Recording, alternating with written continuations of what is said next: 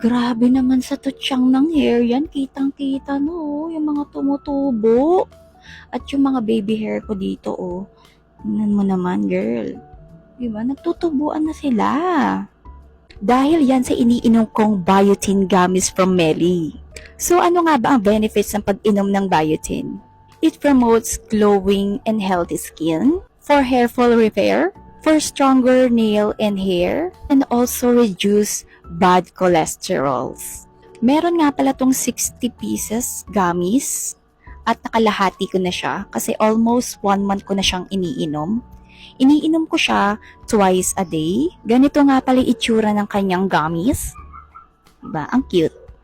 Ang main ingredients nga pala nito is vitamin A, D, biotin, fish collagen, niacinamide, folate. Kaya kung naghahanap ka rin ng supplement para sa naglalagas mong hair, nagda-dry na skin, ay pwedeng-pwede sa'yo itong biotin gummies from Melly. Nasa yellow basket lang yan. Check out mo na!